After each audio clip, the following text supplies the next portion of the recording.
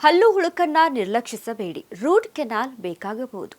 ಹೌದು, ಇತ್ತೀಚಿನ ದಿನಗಳಲ್ಲಿ ಈ ಹಲ್ಲು ಹುಳುಕು ಅಂದರೆ ದಂತ ಸಮಸ್ಯೆಗಳು ಸಾಮಾನ್ಯವಾಗಿದೆ. ಸಣ್ಣ ಮಕ್ಕಳಿಂದ ಹಿಡಿದು ಹಿರಿಯರವರೆಗೂ ಹಲ್ಲು ಹುಳುಕಾಗಬಹುದು.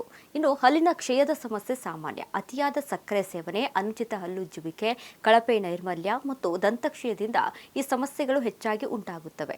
ಆರಂಭದಲ್ಲಿ ಈ ಸಮಸ್ಯೆಗಳು ಚಿಕ್ಕದಾಗಿ ಕಂಡುಬಂದರೂ ದೀರ್ಘಕಾಲದವರೆಗೆ ಅವುಗಳನ್ನು ಚಿಕಿತ್ಸೆ ನೀಡದೆ ಬಿಟ್ಟರೆ ಗಂಭೀರ ಸಮಸ್ಯೆಗಳಿಗೆ ಕಾರಣವಾಗಬಹುದು. ಇದಕ್ಕೆ ಪರಿಹಾರವನ್ನ ಕಂಡುಹಿಡಿಯಲು ಜನರಿಗೆ ರೂಟ್ ಕೆನಾಲ್ಗಳಂತಹ ಚಿಕಿತ್ಸೆಗಳಿಗೆ ಒಳಗಾಗಲು ಸೂಚಿಸಲಾಗುತ್ತದೆ. ಆದರೆ ಯಾವಾಗಲೂ ರೂಟ್ ಕೆನಾಲ್ ಅಗತ್ಯವಿಲ್ಲ. ಹಲ್ಲಿನ ಕೊಳೆತವನ್ನ ಮೊದಲೇ ಪತ್ತೆ ಹಚ್ಚಿದ್ರೆ ಹೆಚ್ಚಿನ ಕುಳಿಗಳಿಗೆ ಸರಳವಾಗಿ ಭರ್ತಿಯೊಂದಿಗೆ ಚಿಕಿತ್ಸೆ ನೀಡಬಹುದು.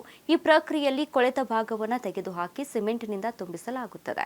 ಇನ್ನು ಮೊದಲು ಹಲ್ಲಿನೊಳಗೆ ಸೋಂಕು ಹರಡಿದಾಗ ದೇಹವು ಕೆಲ ಚಿಹ್ನೆಗಳನ್ನು ತೋರಿಸಲು ಪ್ರಾರಂಭಿಸುತ್ತದೆ. ನಿರಂತರವಾಗಿ ತೀವ್ರವಾದ ಹಲ್ಲಿನ ನೋವು, ಅಗಿಯುವಾಗ ಅಥವಾ ಹಲ್ಲಿನ ಮೇಲೆ ಒತ್ತಡ ಹೇರಿದಾಗ ನೋವು, ಬಿಸಿ ಅಥವಾ ತಣ್ಣನೆಯ ಪದಾರ್ಥಗಳಿಗೆ ಸೂಕ್ಷ್ಮವಾಗಿ ಸ್ಪಂದಿಸುವುದು, ಹಲ್ಲು ಅಥವಾ ವಸಡುಗಳ ಸುತ್ತಲೂ ಊತ, ವಸಡುಗಳ ಮೇಲೆ ಸಾಂದರ್ಭಿಕವಾಗಿ ಸಣ್ಣ ಉಬ್ಬು ಅಥವಾ ಮೊಡವೆ ಕಾಣಿಸಿಕೊಳ್ಳುವುದು, ಇದು ಕೆಲವೊಮ್ಮೆ ಕೀವು ಸ್ರವಿಸಬಹುದಾಗಿದೆ. ಹೀಗಾಗಿ ಹಲ್ಲಿನ ಕ್ಷಯವು ತಿರುಳನ್ನ ತಲುಪಿದಾಗ ಮಾತ್ರ ರೂಟ್ ಕೆನಾಲ್ ಅಗತ್ಯವಿದೆ.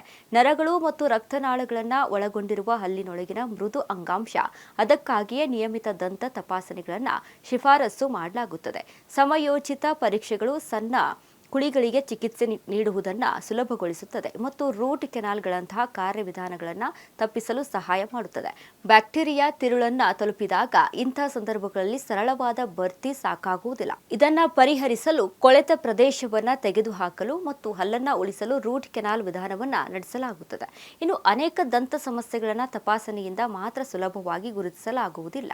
ವ್ಯಕ್ತಿಯು ಯಾವುದೇ ನೋವು ಅನುಭವಿಸದೆ ಹಲ್ಲಿನೊಳಗೆ ಕೊಳೆತ ಮುಂದುವರಿಯಬಹುದು. ಇನ್ನು ನಿಯಮಿತ ದಂತ ತಪಾಸಣೆ ಮತ್ತು ಎಕ್ಸ್ರೇಗಳು ಅಗತ್ಯವಿದ್ದಾಗ ವೈದ್ಯರ ಸಲಹೆಯ ಮೇರೆಗೆ ನಡೆಸಲಾಗುತ್ತದೆ. ಕೊಳೆಯುವಿಕೆಯ ಆಳವನ್ನ ನಿರ್ಧರಿಸಲು ಸಹಾಯ ಮಾಡುತ್ತವೆ. ಸಮಸ್ಯೆಯನ್ನ ಮೊದಲೇ ಪತ್ತೆ ಹಚ್ಚುವುದರಿಂದ ಚಿಕಿತ್ಸೆಯನ್ನ ಸುಲಭಗೊಳಿಸಲಾಗುತ್ತದೆ ಮತ್ತು ತೊಡಕುಗಳನ್ನು ಕಡಿಮೆ ಮಾಡುತ್ತದೆ. ರೂಟ್ ಕೆನಾಲ್ ಕಾರ್ಯವಿಧಾನದ ಸಮಯದಲ್ಲಿ ಸೋಂಕಿತ ತಿರುಳನ್ನ ತೆಗೆದುಹಾಕಲಾಗುತ್ತದೆ.